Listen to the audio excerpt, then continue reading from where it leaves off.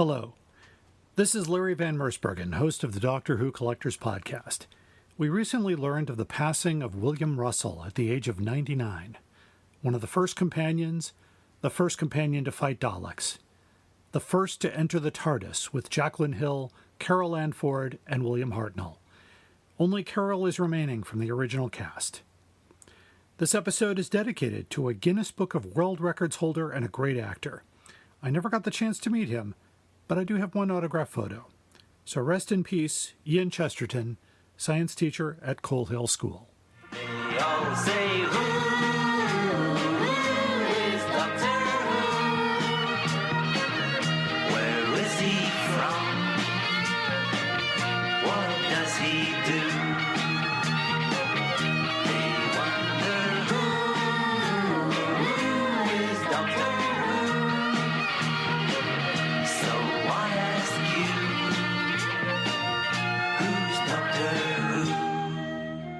Welcome back to the Doctor Who Collectors Podcast, the podcast that explores the laminate-bound world of Doctor Who collecting and all kinds of Doctor Who merchandise.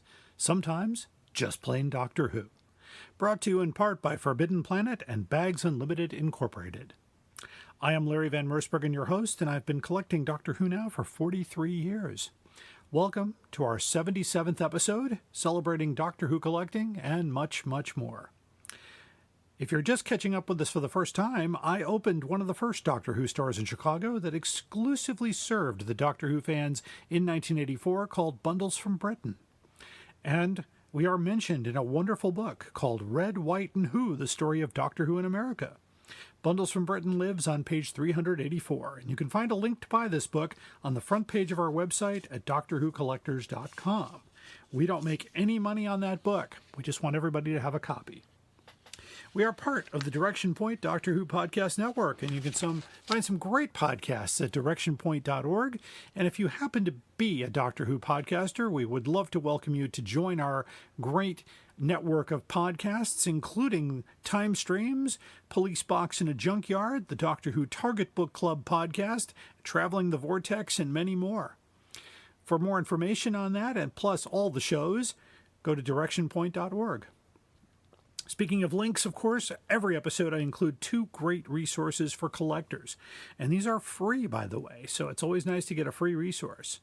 Timelash.com, and after you go there, navigate to the TARDIS library, create a free account to keep track of your books, your vinyl, your CDs, your Betamax tapes, and media for free.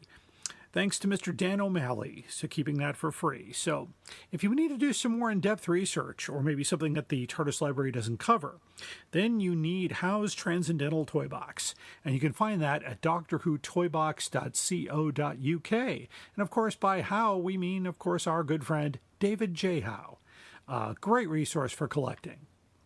Now, if you're shopping for Doctor Who items at great prices, look no further than DoctorWhoStore.com.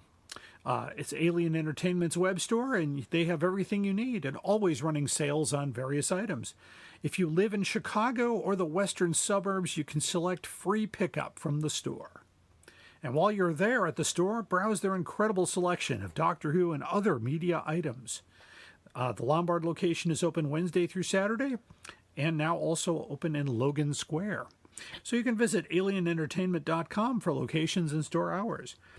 You can also find some great items at Forbidden Planet, but you don't need to go there. You can just stay here at drwhocollectors.com, select merchandise links, and, of course, don't forget our own eBay store. We've got lots of stuff on there, including some rare hardcovers that just came to light in my collection that were duplicates. We have many Target books listed, some of the other goodies, of course, and all the benefits from that precede the podcast here. They help us out. Another great place to find Doctor Who items is Who North America, and that's Keith and Jenny, great people. They opened up in the 80s, of course. You can find them at whona.com, that's WHONA.com. And, of course, least of all, don't forget our friends in London at the Who Shop. So they are listeners of ours, so we reach out to you guys. Cheers to you guys. And you can find them at thewhoshop.com. That's altogether thewhoshop.com. On our website, in addition to all the podcasts that we have, and some providers only give you the last 10 episodes, but my website has all 77 or 78 episodes at this point, for your reference or your download pleasure or whatever you want to do with that. Just ask if you use any clips on your show, please get permission first.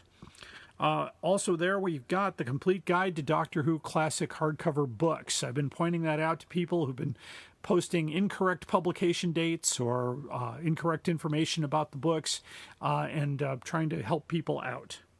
We list a lot of reprints that people didn't even know existed. So check us out. All right, here was what's going on. Of course, coming up this November, we've got Chicago TARDIS 2024, the 25th anniversary of Chicago TARDIS, set for Thanksgiving weekend, November 29th through December 1st. Join us for the celebration of Doctor Who.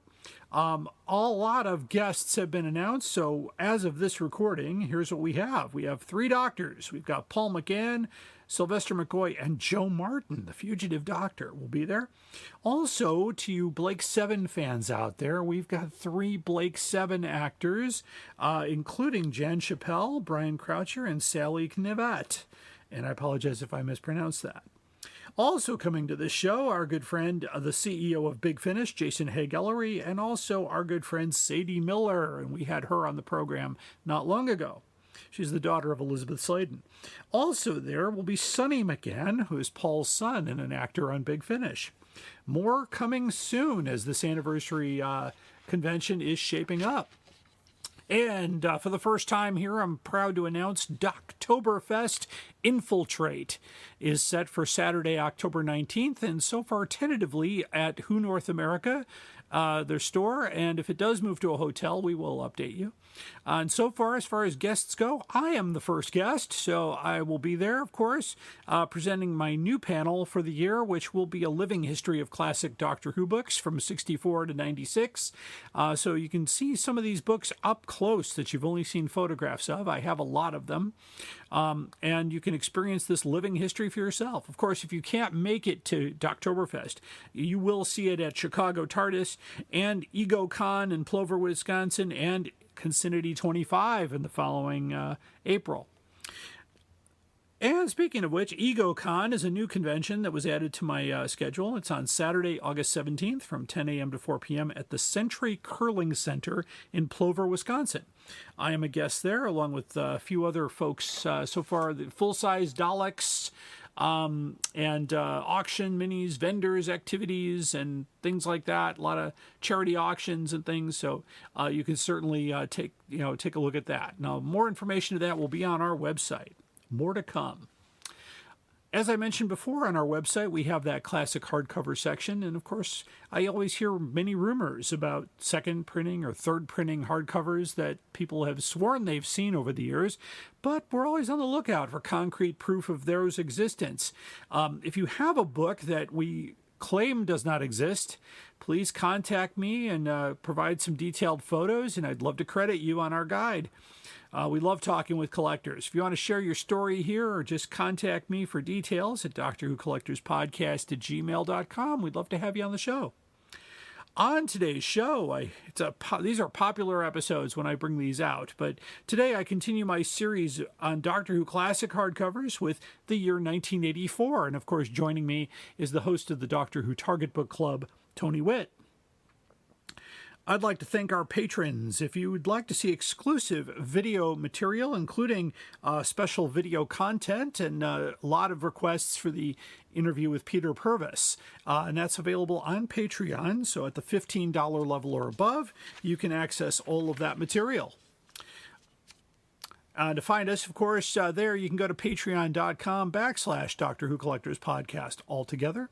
And you can also support us at Podbean. It's drwhocollectors.podbean.com, and select the patron button to support us at any dollar level you feel comfortable. And of course, all the money goes to pay our bills. Our theme song is Who's Doctor Who, and we didn't play it today in honor of the memory of William Russell, but it's composed by Barry Mason and Les Reed, always performed by Fraser Hines, who was a good friend of William Russell. You can hear this podcast anywhere you get your podcasts, including Apple Podcasts, Pandora, iHeartRadio, and Podbean. You You can also find this almost anywhere you get your podcasts, and we are a Direction Point Network podcast. Now it's time for my time. I wanted to spend my time today talking about the late, great William Russell. I never got to meet him, sadly. It was always one of my bucket list things to do, but that never happened, and now, of course, will never happen. He lived to be just short of his 100th birthday and was, cast as Ian Chesterton in the first season of Doctor Who. He lasted from An Unearthly Child to the last episode of The Chase. I had heard from Peter Purvis, actually, who did work with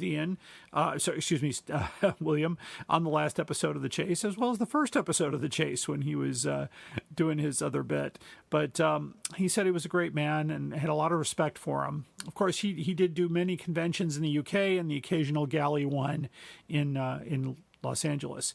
So it was really nice that people have paid a lot of tribute to him, and we're trying to do the same as best as possible. He was a good man, starred in many things, including getting the honor in the Guinness Book of World Records as the longest gap between appearances using the same character when he appeared as Ian Chesterton on The Power of the Doctor, and even got some spoken words on that. So that was quite something.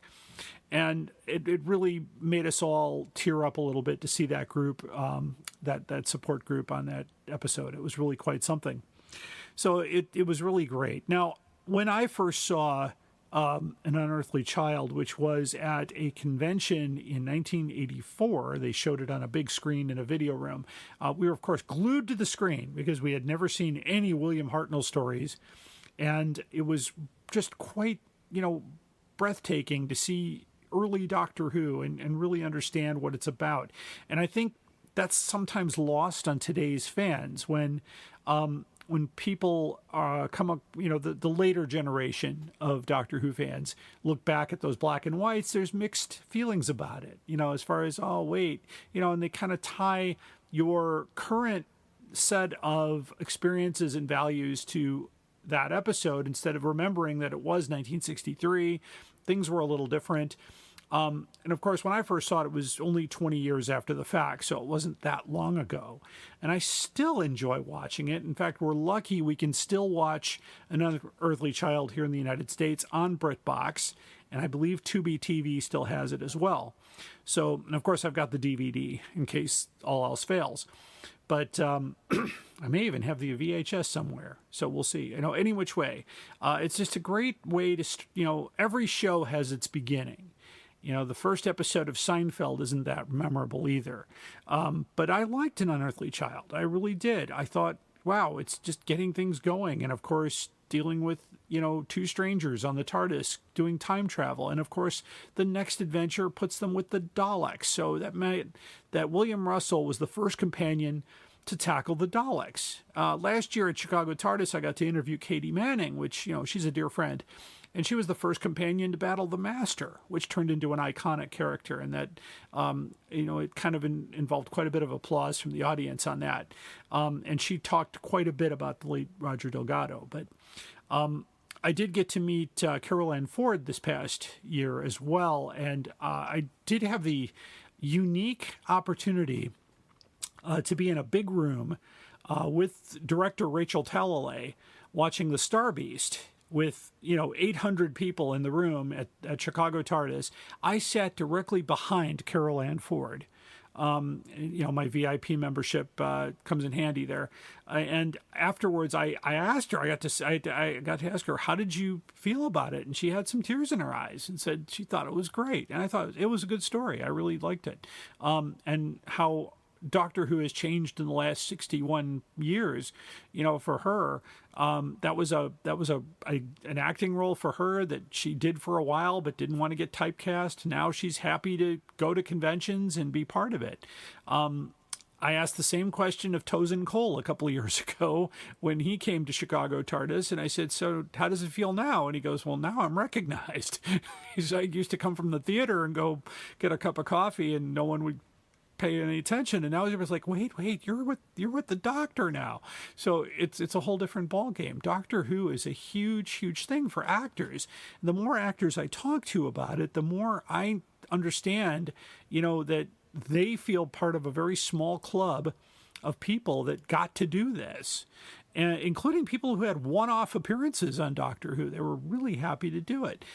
If you remember, the great late-night host James Corden had 2 appearances on Doctor Who. So, I mean, there's quite a big thing around being a part of that. And, of course, being a companion puts you in a very small group of people. Not as small as the Doctors. That club is very small. With the oldest member of that group in his 90s, the great Tom Baker, of course. And I did get to shake his hand back in 1984, so I'm very pleased with that. I've met most of the Doctors from 2 to 8. I've not met any of the newer Doctors because they're usually at conventions I can't attend, but that's, Monday. Maybe we'll get them in Chicago here.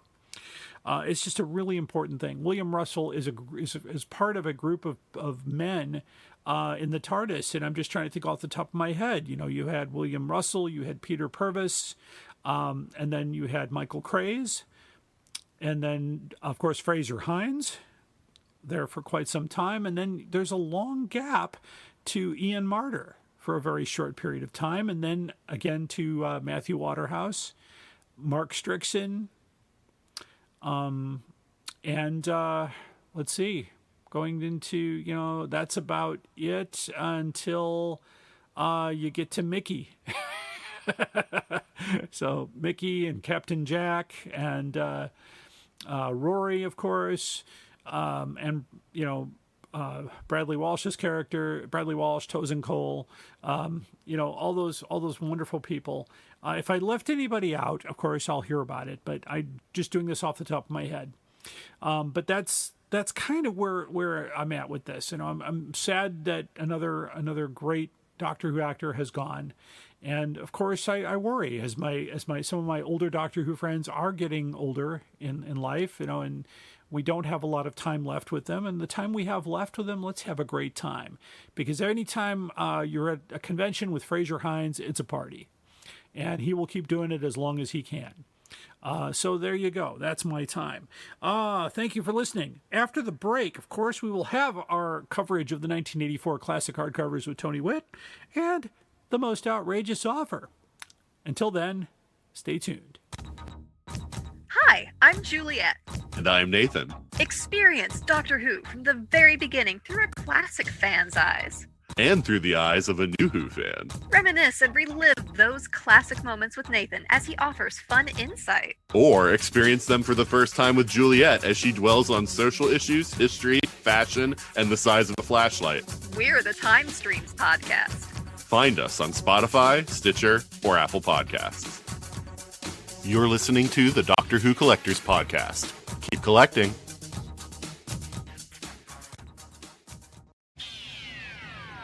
You are invited on an adventure across all of time and space, in a completely random order. It's the Police Box in the Junkyard podcast.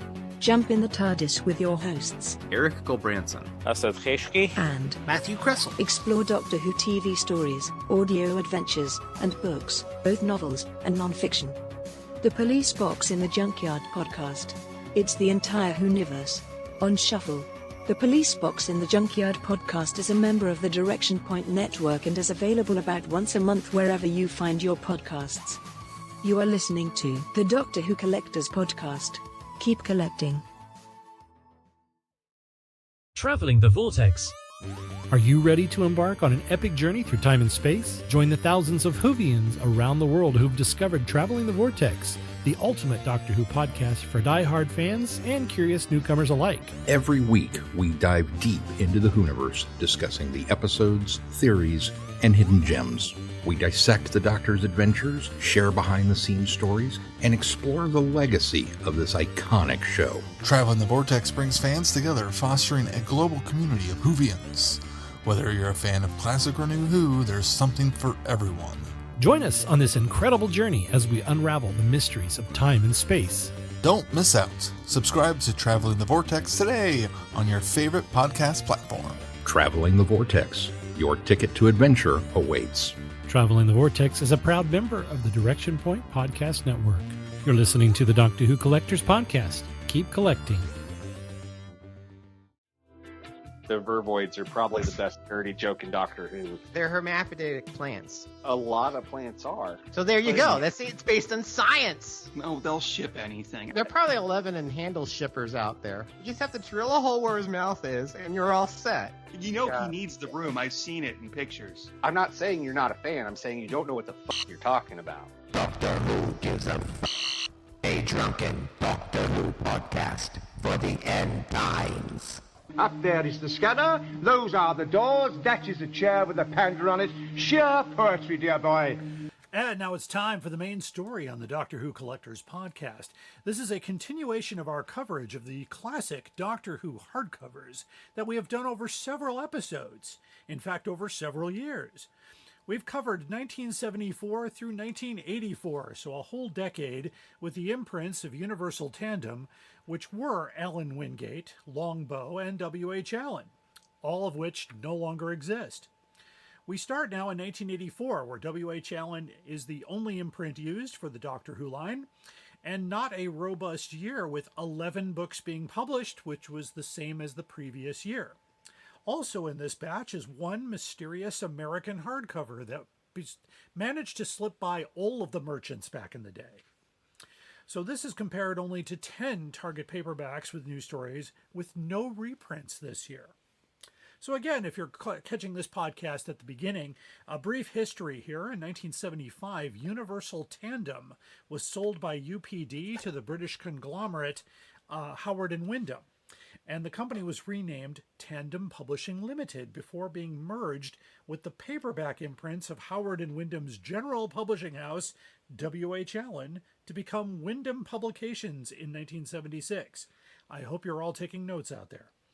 During 1977 to 78, the Wyndham identity was completely phased out, and the Tandem imprint was phased out in 1980. All surviving titles from the backlist were published under the principal paperback imprint Star Books. The Target imprint survives until 1993, though its latter years were used exclusively for Doctor Who novelizations. The Alan Wingate imprint was forever retired at the end of 77. The W.H. Allen imprint will be used until the run ends in June of 1988. Of course, anytime we talk about Doctor Who novels on this program, we are required by the Amalgamated Union of Tractators to include our resident Doctor Who specialist of novels and so forth, the producer and host of the Doctor Who Target Book Club podcast, a Direction Point Network podcast, the incomparable Professor Tony Whitt. Welcome back, my friend. Thank you, Larry. Thank you for having me back. And you're welcome. It's always nice to have you back here. And of course, hopefully the Tractators didn't get to you.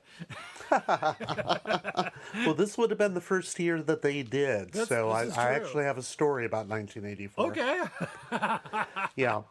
This is the first time we are covering a run of books that I received from my subscription from John Fitton. Oh, yeah. Yeah, I keep talking about that on my podcast, and I look at the run of books that we're going to be looking at, and I notice that Dominators, Warriors of the Deep, Aztecs, Inferno, Highlanders, and Frontios. Those are the 6 books that I got during that subscription. Wow, and I can confirm this now. All books from that same year, too, so that's really cool. Of course, the publication of 11 Doctor Who books is not exactly robust, of course. They did that the previous year. There were no hardcover reprints this year, but one book was published by the elusive company Amereon, and we'll talk about that in due course. These hardcovers, of course, are extremely sought after today, and to afford them, you might have to try to sell your Nick Spender artwork to afford them, though that might not work out, and you will find out why very shortly. Books can be found in a couple different ways. First of all, ex-library edition, which is more popular out there. Those are books that are pulled or stolen from a library. Non-library copies are even more sought after, which will include retail store versions or publisher review copies or copies that never saw the shelf of a library. All of these titles that we're going to talk about today were the first books to be distributed in the United States, but not until 1985. So, as we talk about 1984, Tony, anything pop out in your memories of that year? Just the fact that would have been the first year that I saw Pertwee. Oh, yes. Because that's the year that my local PBS station finally got the new syndication package as opposed to the old one that we got in the States, I guess, back in the early 70s, mid 70s, here in Chicago. Yes, yes. But I wasn't living in Chicago, I was living in Virginia. And that was the year that they went back and they picked up the Pertwee stories. And at that point, they were only doing the color stories, and they were only doing Inferno. And quick story about this, Sure. and I think I told it on my podcast when we did Inferno, but I got the book from John Fitton Books about 3 weeks before it was supposed to actually air on my PBS station. And I thought, okay, I'm not going to read this. I'm not going to read this until I'm able to see it. And damned if I didn't have a choir trip that weekend. Oh, wow. And we didn't have a VHS at that point. Right, right.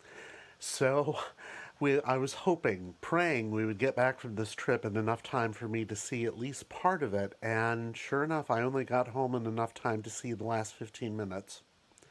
So I ended up having to read the book to find out what I had missed. And it was only years later that became such an important and favorite story for me. So, it certainly wasn't because of the book. No. No, Inferno is one of my favorite stories. It's still, I recalled it as a child in the 70s, and again when they brought it back in the 80s. And for our listeners here, here's just a breakdown of what happened in Doctor Who history in 1984. So in January, Time magazine carries the first feature on Doctor Who, Who's Who in Outer Space. The article declares that the series is seen by 9.5 million viewers in 112 markets across the United States. In February, early 1984, Colin Baker makes his first U.S. convention debut in Miami, Florida, and coverage of that event appears in Fantasy Empire issue 12. Sadly, a thorough search of the vast collection here proves I don't have that copy of Fantasy Empire. So I was shocked because I thought I had them all, but apparently there was a numbering issue with that magazine. I have 3 number 6s that are all different. So I'm trying to figure that out, and that might be another conversation with Mr. John Peel, since he was the editor at the time. But I'm still looking for that copy because I'd love to find out more.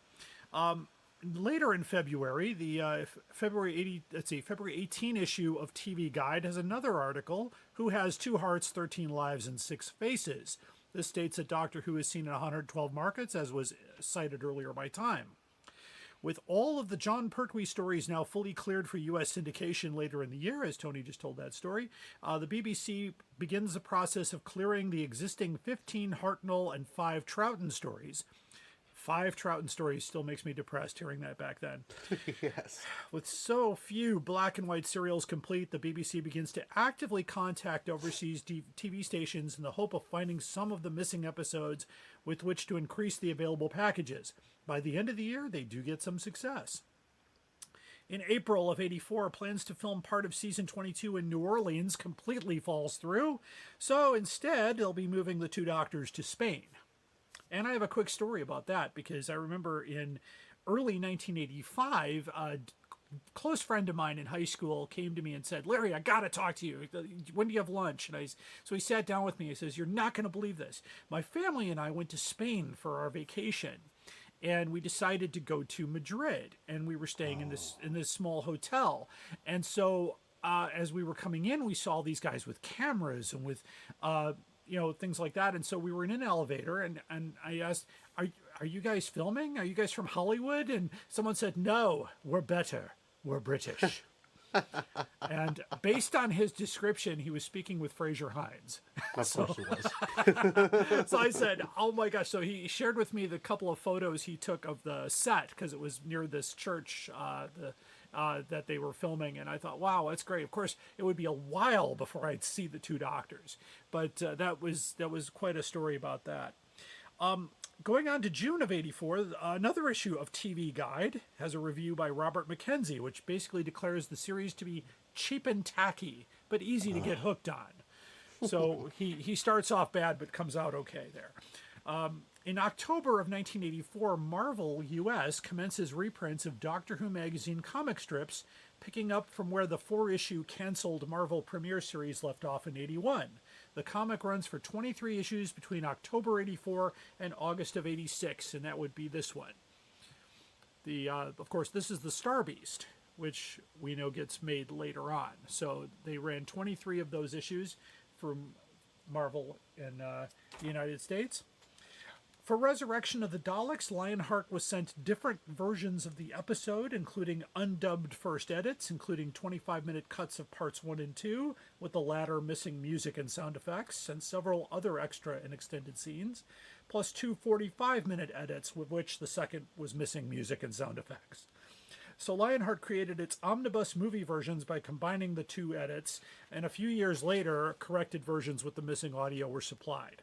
So a fully dubbed new 4-part edit was known to be shown by a Canadian TV station in December of 86. In 1984, Doctor Who merchandise becomes more available through specialist mail-order companies in the United States, including Starlog Press and Geppies, as well as fan clubs, and more on that in just a bit. By December of 84, as had been announced at Longleat, a full package of John Pertwee stories released for syndication, although the package was made available from the start of 85. The first serial went to air as early as December 84. This is the same Third Doctor package that was already sold to New Zealand and Australia. The Pertwee package also includes 4 stories that had not been sold to the States before.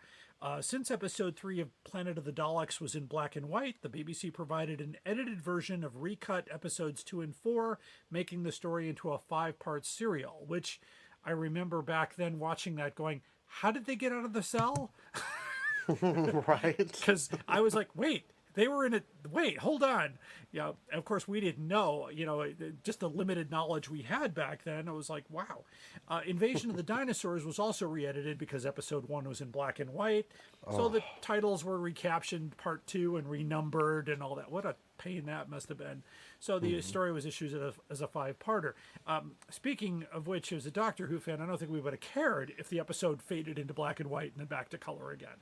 Because that just didn't seem to be a problem.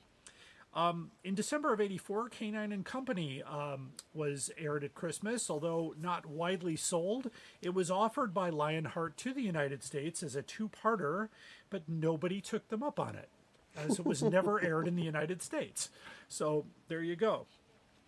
Doctor Who conventions in the U.S. picked up with stops in Fort Lauderdale, Philadelphia, St. Louis, San Francisco, Rochester, Columbus, Ohio, Arlington, Virginia, Boston, Detroit, Mobile, Alabama, Denver, Chicago in July, Tampa, San Jose, Buffalo, Manhattan, New Orleans, and culminating with the largest convention ever on November 23rd, 1984, Spirit of Light, TARDIS 21, featuring Patrick Troughton, John Pertwee, Peter Davison, Colin Baker, Anthony Ainley, Nicholas Courtney, Nicola Bryant, Janet Fielding, Elizabeth Sladen, Lalla Ward, Mark Strickson, Fraser Hines, John Nathan Turner, Terrence Dix, Ian Martyr, John Levine, and Richard Franklin.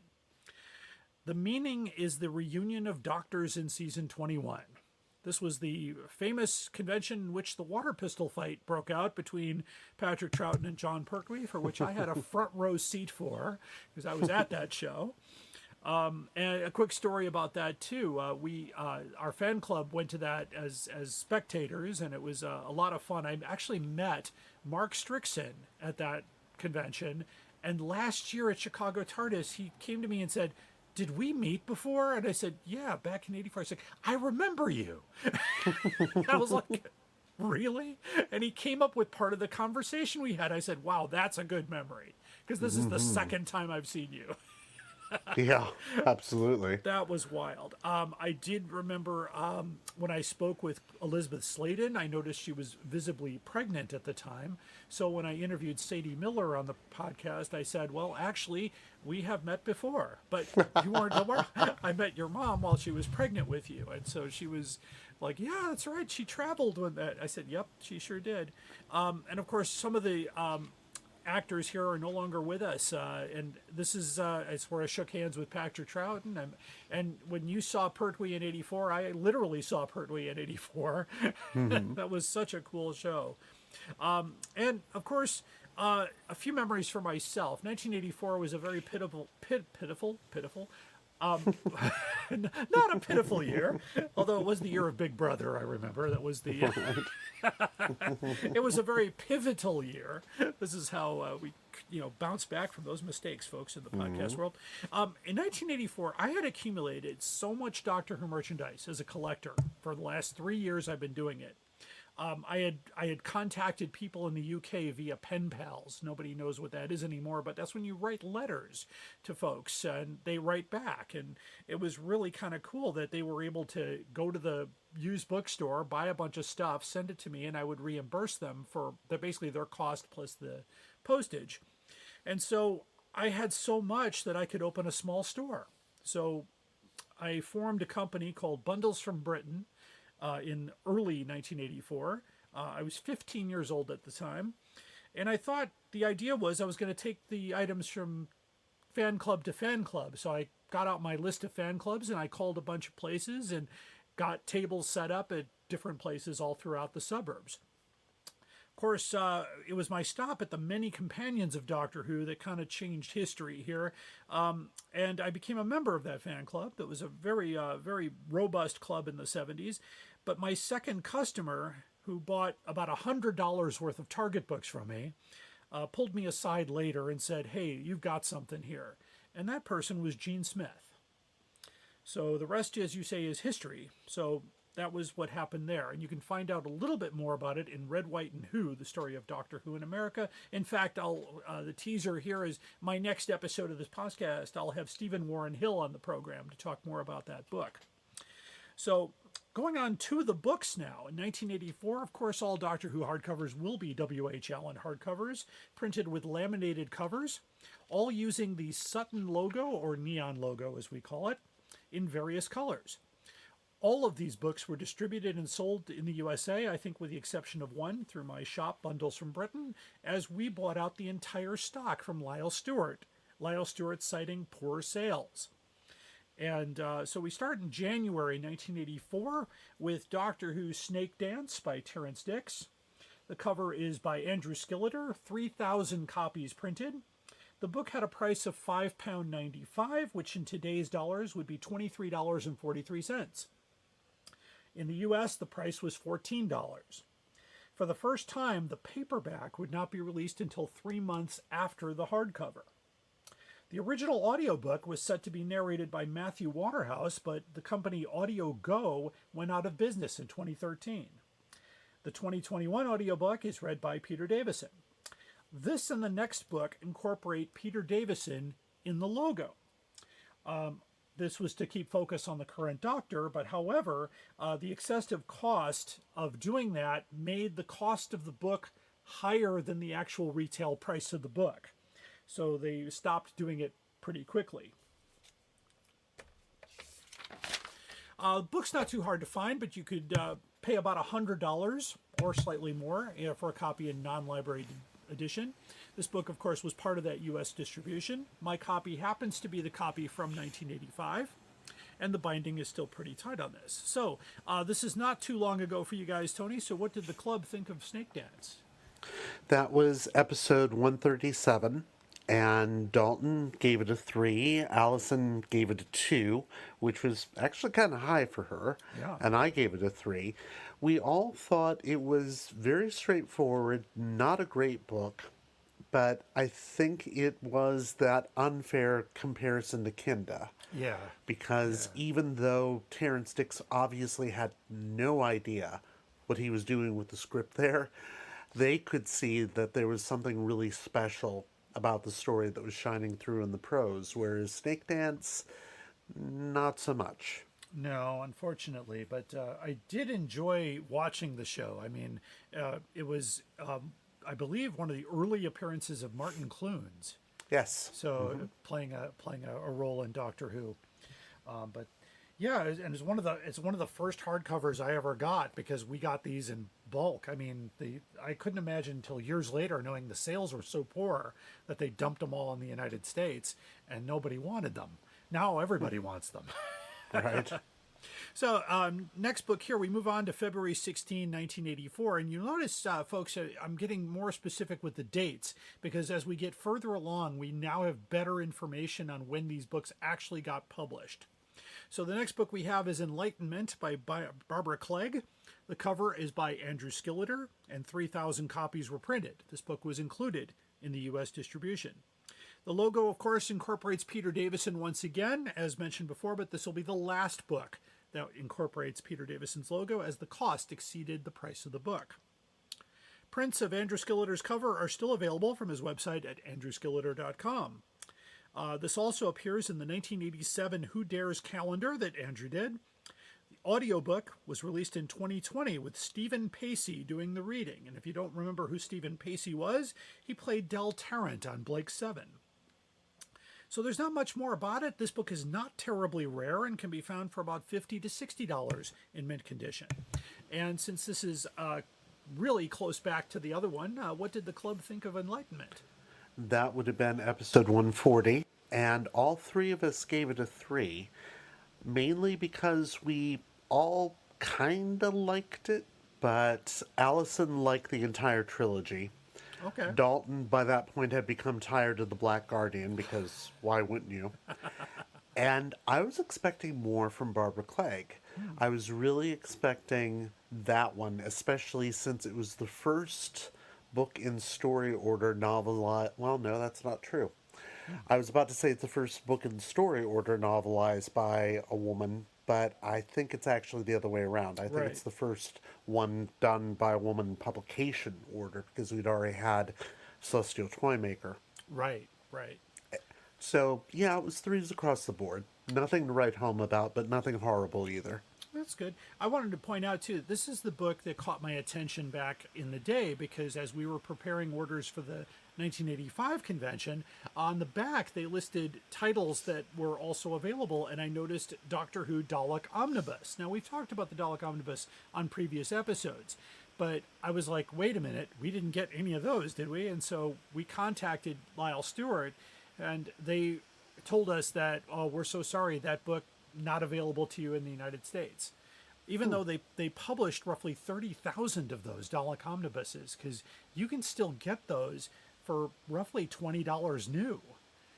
About around, and people have been talking about paying £1 for them in bookstores. And I'm like, yeah, that's because they printed so many, but they didn't dump any of them on the United States, but they also didn't sell as well. So we're not sure why, but they would not sell that to us. But that was listed on the back of Enlightenment. So on April 19, 1984, we get The Dominators by Ian Marter, the cover by Andrew Skilleter. 3,000 copies were printed, and this book was also part of the 85 U.S. distribution. This was the very first Second Doctor book in 3 years, with the last one being The Cybermen. The likeness of Ronald Allen as Rago on the cover was actually considered the best by the actor himself. Prints of this cover are available from Andrew Skilleter's website. The paperback was delayed until July, which was unusual, and there was no explanation why there was a delay. This book, definitely not very hard to find. I've seen it for under $50 in new condition.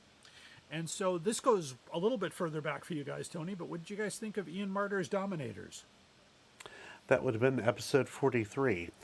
And let's see, Allison gave it a 0.5 because she was very rough on books early on, yes, and still is.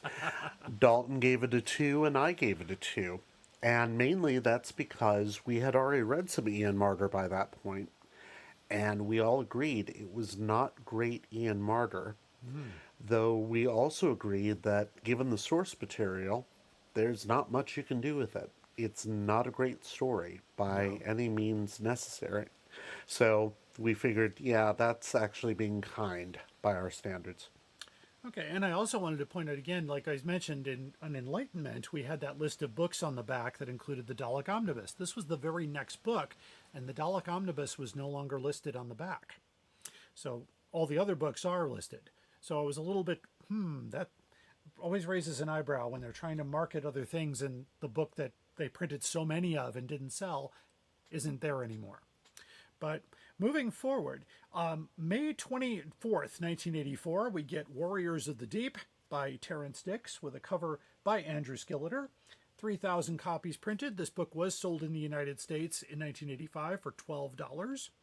Peters Davison's image, of course, was not included in the logo. As I mentioned earlier, the cost of paying for that likeness made the book lose money, so they decided to start making money. But as a little spoiler alert for you guys, the hardcover run only lasts 4 more years, and they cut it off mid-year. So the sales are not terribly good. Prints of this cover are available on Andrew Skilleter's website. This book is not hard to find. I've seen it for less than $50 in mint condition. So what did Ellison and the crew here think of Warriors of the Deep? Well, we were joined on that particular episode, 146, by Jim Sangster. Oh, yes, Jim. And that's a favorite story of Jim's, and he gave it a 3. Allison gave it a 2. Dalton gave it a 3, and I surprised everybody by giving it a 3.5. Because even though Allison didn't think the story would stick to her ribs, to use her phrase, Dalton and Jim rather liked it. And I appreciated just how much Terrence Dix added to it. But also, having talked about that subscription, I believe Warriors of the Deep, because of the delay on Dominators, may have been the first one I got in that subscription. And so it was one of that pack of novelizations that I read for probably the first time before seeing the TV story, and I was blown away by it. The TV version, not so much. No. Never been a favorite. No, not one of my favorites either. I did also want to point out just a quick thing here about this book is that this particular copy I have here, while it's in mint condition, is actually covered by a special dust jacket that was created by Andrew Skilleter. He did a set of 4 of these, and he signed each one of them. It doesn't change anything about the cover, but he wanted to put out these limited edition dust jackets. He did 4 of them, including one for the Twin Dilemma, which we'll cover in the next episode of 85, where he did the original cover featuring Colin Baker. These unfortunately are out of print as of this recording. Possibly in June of 84 or possibly in 83, we're not exactly sure, this very mysterious company called Amereon published a Doctor Who and the Android Invasion in the United States. It looks like a Pinnacle logo on the cover. As we actually found out, Pinnacle actually licensed the logo from these guys.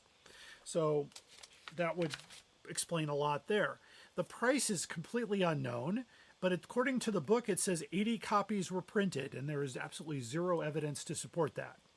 These are extremely hard to find, and you could pay up to 100 or more for these in sealed condition. This book is still sealed in the shrink wrap and still has the barcode on the back.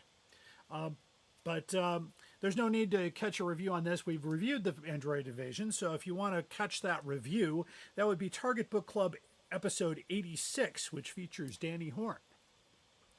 So I did my homework on that one.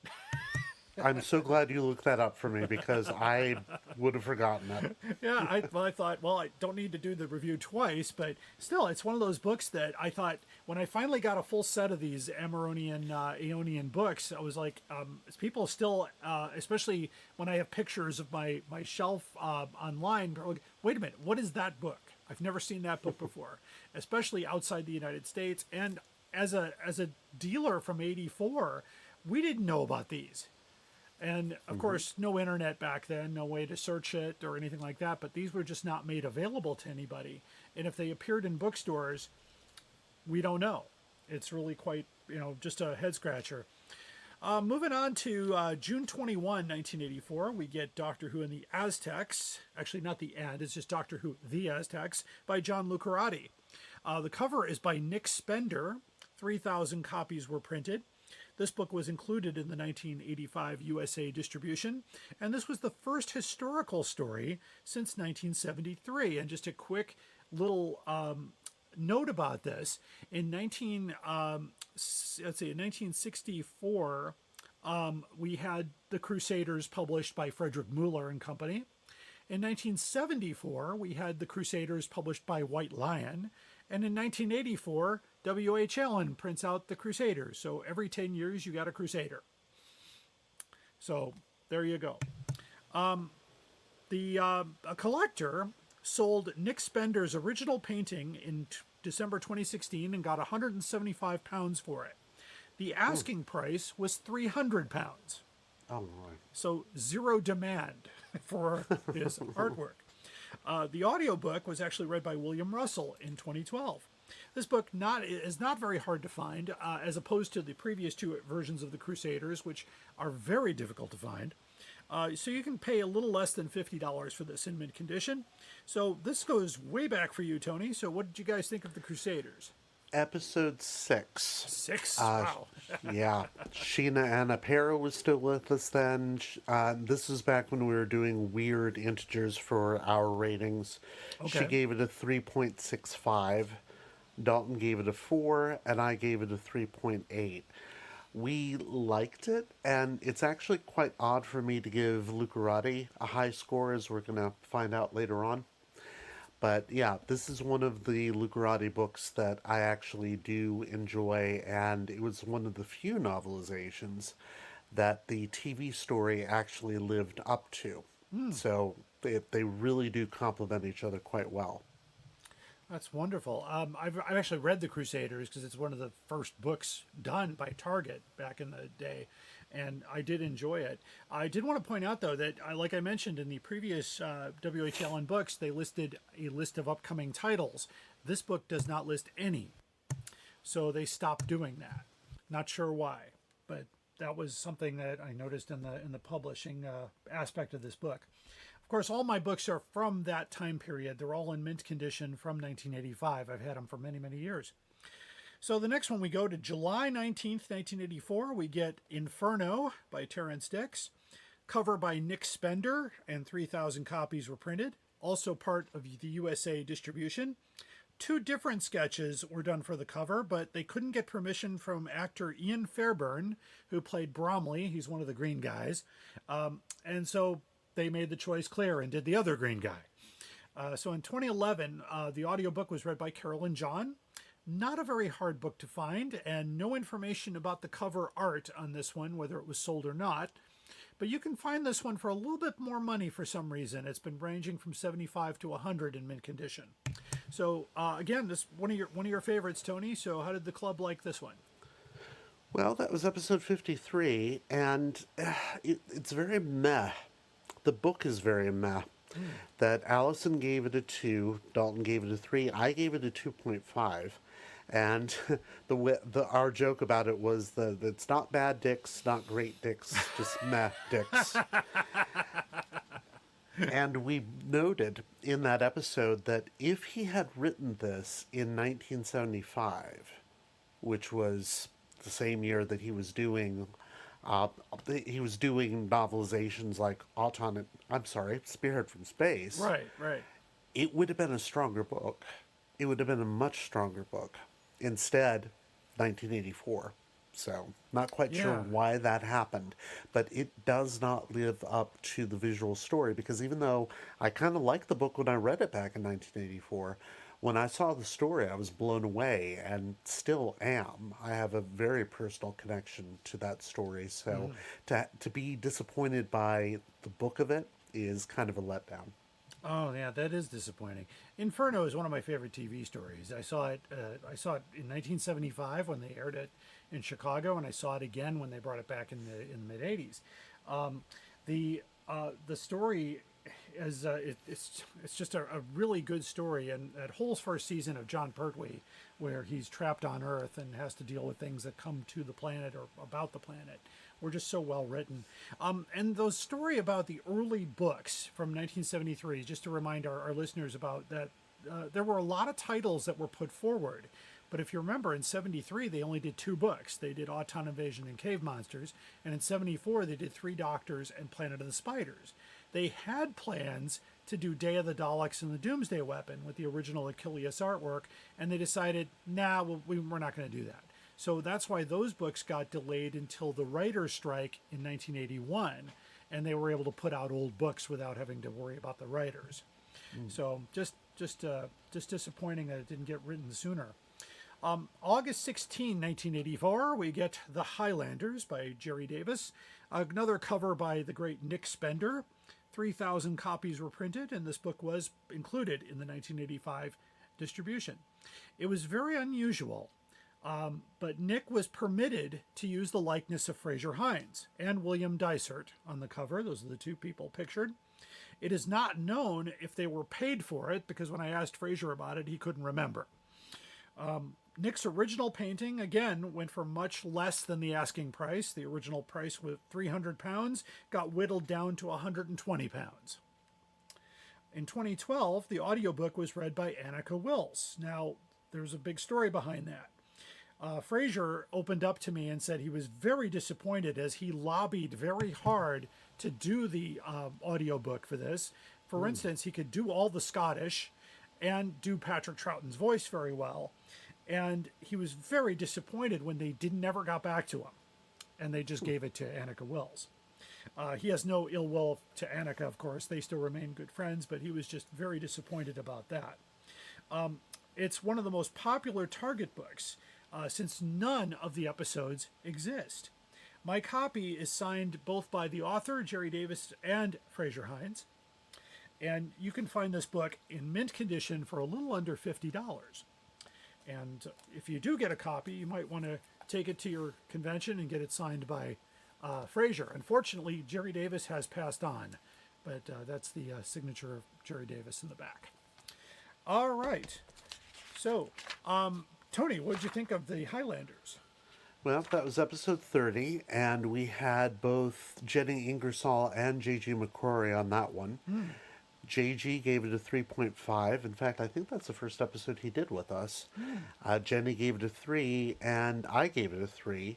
We all agreed that it was not bad. Jenny didn't love it or hate it, and I personally wanted more. I'm not a very big fan of historicals, but that is one that I definitely wanted to have more substance to, and unfortunately, for some reason or other, it just didn't have it. Oh. Yeah, it's unfortunate because it's one of the books I read since I was never going to see it, and the possibility of Highlanders getting a animation is getting slimmer and slimmer as those ideas are no longer being fronted, and Disney hasn't chimed in on that yet. But it's and when I did present this book to Fraser for signing, he also shared stories about filming that, because when he first signed on, he had no idea he was going to be a companion. That was added later on, and of course he goes on to be the longest running companion in the history of the series.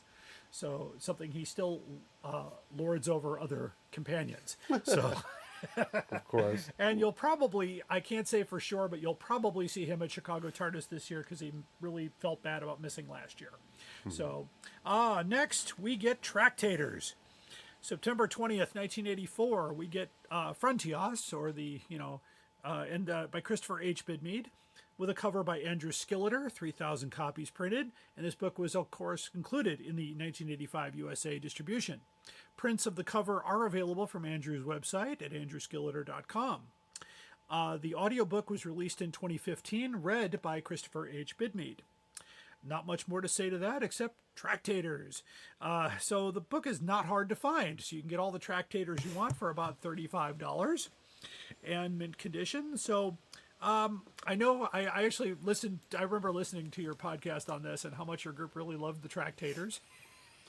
Yes. So well, it's more accurate to say we love Christopher H. Bidmead. Right. The Tractators can go suck wherever they wanted to. Which they do. Which they do. But Dalton gave it a 4. J.G. McCrory was back with us again. He gave it a 4.5. Allison gave it a 3.25, which is a significantly high rating for her. And I gave it a 4.5. I honestly think it is one of the best Target novelizations ever. And it is so good that I cannot watch the TV version and enjoy it. Yeah, makes sense. Because it does not measure up to this book. Allison also had a funny joke there. Okay. She said that she thinks Google Translate is probably a human head and an arm attached to a pendulum. And I think she's probably right about that. Probably right. Oh my gosh. Yeah. And of course, if you love Tractators, I know Big Finish did a story where the Tractators return. So I can't think of it off the top of my head, but Colin Baker is the doctor for that one. I heard it not long ago, but I remember him getting all agitated about the Tractators. So Frontios, the best Target book ever, according to Tony Whitt. I love it. Next, in October 18, 1984, we get Planet of Fire by Peter Grimwade. The cover is by Andrew Skilleter, 3,000 copies printed. Book was part of the USA distribution. And of course, interesting enough, in 1985, the book came out before the episode aired in Chicago. Prints of the cover are available from Andrew's website. The 2018 audio book was read by Peter Davison. This book is definitely not hard to find, and this is actually the second copy I've received. So it can go for anywhere from 50 and under. So I know this was pretty recent for you, Tony. So what did you guys think of Planet of Fire? That was episode 151, and Dalton said it was a 3. Allison gave it a 3.5. After which she said, "Who am I even?" Because it's significantly high for her. I also gave it a 3.5, and Dalton basically said it was an inoffensive book, but he does have questions about it, whereas both Allison and I were really surprised by how good it is. It also surpasses the TV version, and it's probably the only, and I mean only, Peter Grimwade story I actually like. That's good. That's good. Now, I know, I don't know if it was this story where you guys mentioned that book called Robot that he wrote. Yes, and we still can't find a copy of it. I actually texted you a link to the book. I don't know if you got it. I don't think I got the link then. Because I found 5 copies for sale. Oh, okay. So I'll send it to you again. But yeah, all right, thank you. It's out there. But yeah, I remember this particular story. I remember, of course, it's one of the as far as including the master's sake, basically, in this story. But I do remember watching it, and just the whole story behind Turlo, and that was kind of strange. But there we go. On November 15, 1984, we get the current running episode of the Target Book Club right now, The Caves of Androzani. Yes. By Terrence Dix, cover by Andrew Skilleter. 3,000 copies were printed. This book was part of the 85 distribution, despite not having aired in the United States yet. In 2018, the audiobook read by Peter Davison. Not hard to find at all. In fact, there are at least 15 hardcovers in mint condition for sale on eBay, ranging from 50 to 75 in mint condition, so you can have one of your very own. So not just a recent episode, but it's the one currently streaming. So we'll go ahead and tell us what you thought. Yes, even if you haven't heard the episode yet, it's perfectly fine to hear our scores. It's 153. Dalton gave it a 3. Allison gave it a 2.75. Again, fairly high for her. I gave it a 3.5, but not because it's particularly good novelization, because it isn't. It's a very mid-range script-to-page story. It's solid dicks, but it doesn't do anything transformative, and some of the things that he does change things a little too subtly for the book, and it's, as Allison put it, it is not the best way to experience the story for the first time. Well put. I did like the TV story. That was well done. It was very, although especially I saw it with the cliffhangers, so it was very nail biting. Well, we found out during our search for it that it is the highest rated classic series story if you look at fan polls. Yes. Oh yes. It is the highest, even over Genesis of the Daleks, which is astounding. Still amazing story. Absolutely. Yeah. Caves is one of my personal favorites. And of course, to conclude 1984, we're going to go out with Less Than a Bang. On December 13th, 1984, the last book of the year was Marco Polo by John Lucarati. The cover is by David McAllister, who hasn't done any work for a while. 3,000 copies were printed. The book is dedicated to the late William Hartnell. The 2018 audiobook was read by Sienna Merton, who played Ping Cho in Marco Polo. And she is represented on the cover, here in the corner. she died right after the project was completed. The book, not very hard to find, although all the episodes are extremely hard to find and have rumored to exist, but so far nobody has come forward with that. So the book can be had for, I found at least 5 copies for sale currently from $50 and less. So this goes way back for you again, Tony. So what did you guys think of Marco Polo? It was episode 4 and probably the biggest disagreement on the podcast at that time. Wow. Because Jenny gave it a 4.5. I think that was her, that was her second, because she had done Edge of Destruction and didn't like that one as much. Dalton gave it a 3.75. I gave it a 2.5, mainly because this is my least favorite John Lucarotti book. There's a lot of reported dialogue. It's rushed at times. Some of the incidents are not very well reported. They loved it, though, and I still kind of look at them askance whenever it's brought up between the three of us. But yeah, not my favorite book.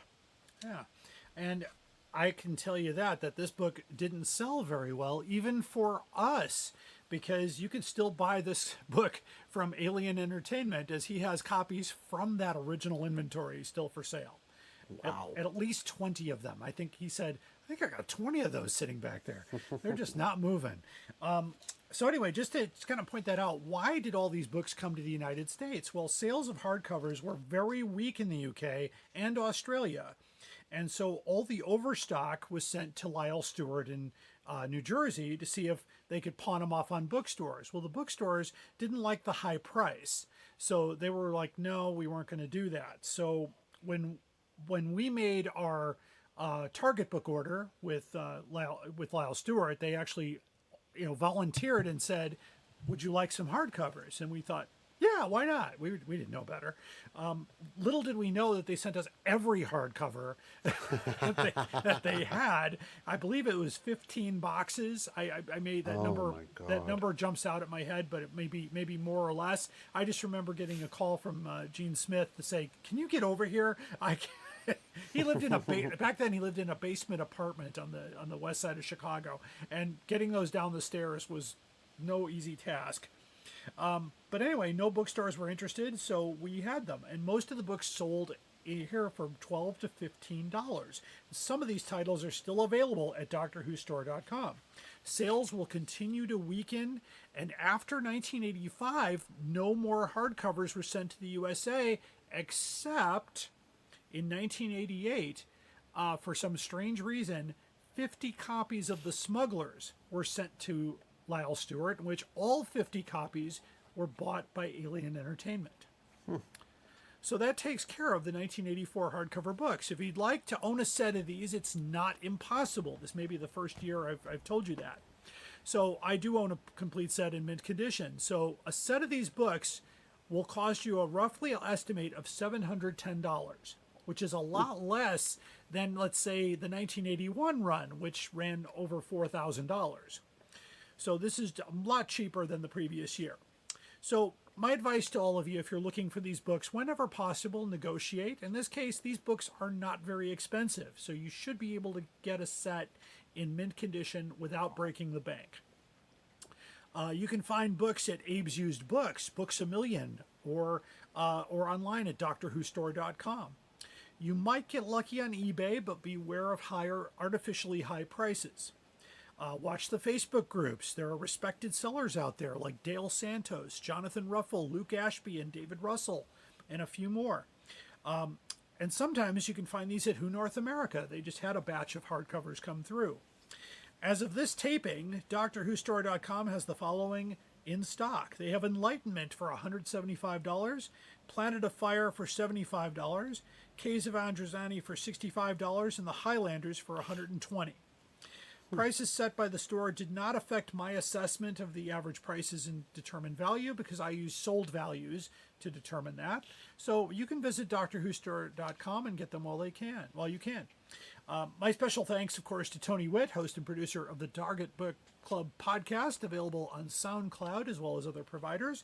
So I know the next episode to come out will be one featuring myself, The Twin Dilemma. Mm-hmm. So Yes. we will have a great discussion on the Twin Dilemma coming out probably not too far in the future of this one. If So- not a week from now, almost 2 weeks from now, for sure. Sounds good. So be sure to tune in your podcast provider to both this podcast and the Doctor Who Target Book Club. We're both part of the same network. Our future episode will continue our classic hardcovers with Tony Whitt later this year as we look at the hardcovers of 1985, which are also included in the U.S. distribution plan. You can follow us on Instagram at Doctor Who Collectors to see full cover art of the books we talk about. Watch this episode on Patreon with a $15 subscription if you want to see the books up close. If you have any photos of proof of life of books that we haven't talked about or know not to exist, please email those to drwhocollectorspodcast@gmail.com with hardcover photos in the subject line. So once again, thanks for being here, Tony. Thank you for having me, Larry. And stay tuned for the most outrageous offer. Hello, fellow time travelers, and welcome to the Doctor Who Target Book Club podcast, the only podcast to discuss, in story order, all the Doctor Who novelizations. My name is Tony Whitt, and every 2 weeks or so, I'm joined by a 2 to 3 person discussion panel, including our so-called expert who's been a Who fan since 1979.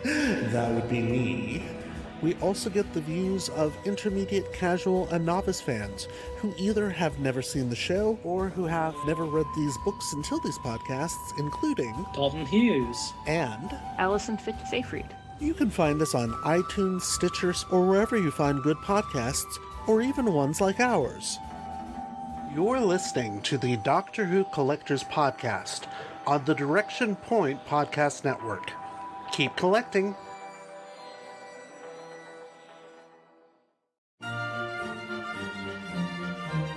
We are going on a journey, a very long journey, through the world of the Target novelizations in publication order. Every week we are looking at a new book, talking about Terrence Dicks, Malcolm Hulke, and all our Doctor Who novelization friends. Whatever you do, keep turning the pages. This is Jason Miller of the Doctor Who Literature Podcast, a member of the Direction Point Podcast Network, and you are listening to the Doctor Who Collectors Podcast. Keep collecting. All my travellings throughout the universe, I have battled against evil, against power-mad conspirators. I should have stayed here.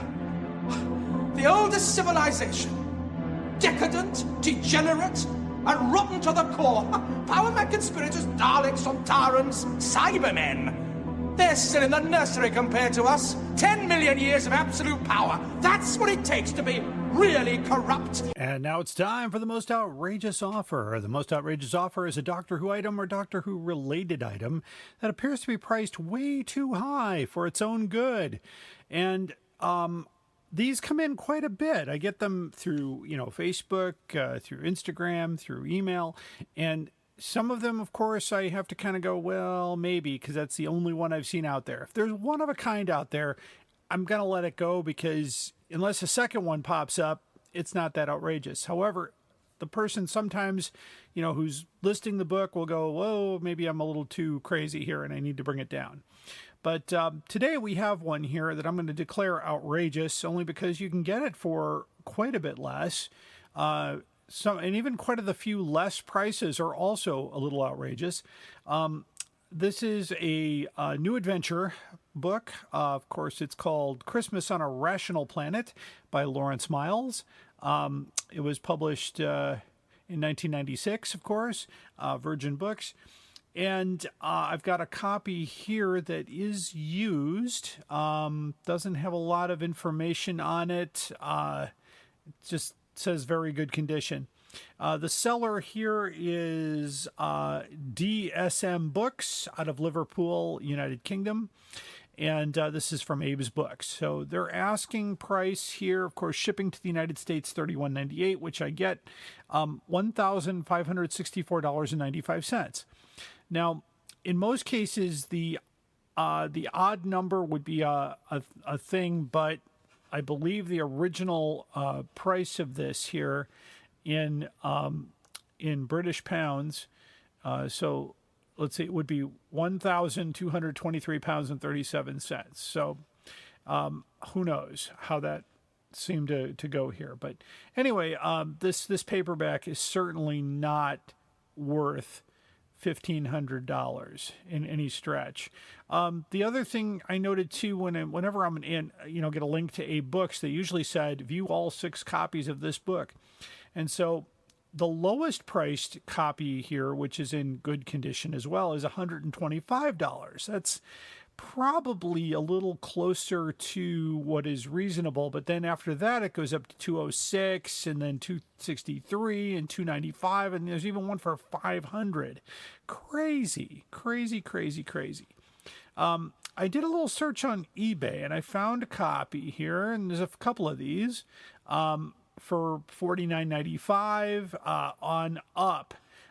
So all the way up to about $100, which is pretty much the going price for this book. So I certainly am going to declare the $1,500 price tag to be outrageous.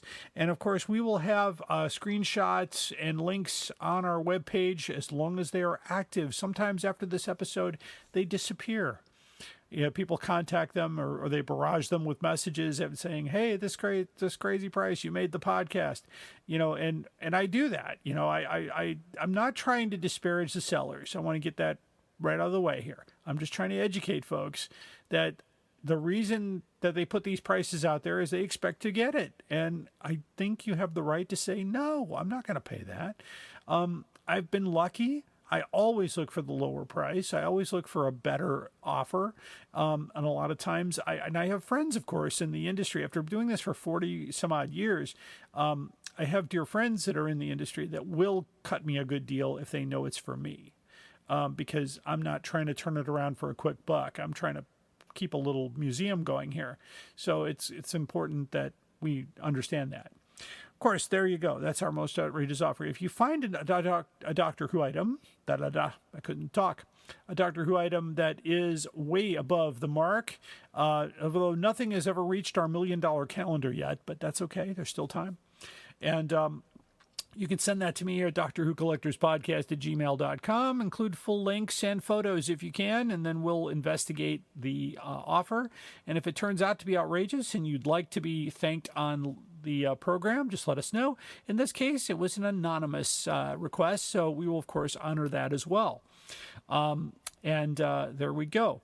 And that wraps up this episode of the Doctor Who Collectors Podcast. I want to thank my guest, Mr. Tony Whitt, for being on the program today.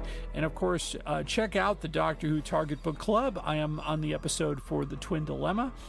And we'll be sponsoring the episode on Time Lash coming up soon.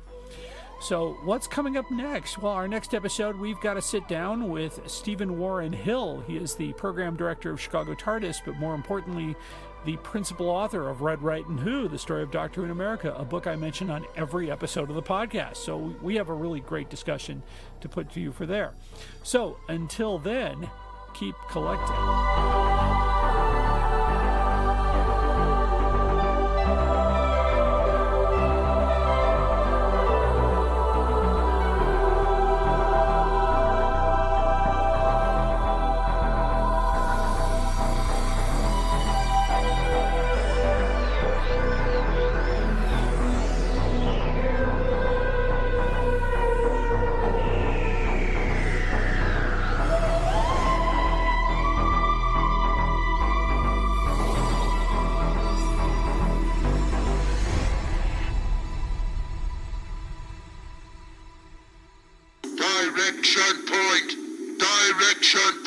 A Doctor Who Podcast Network.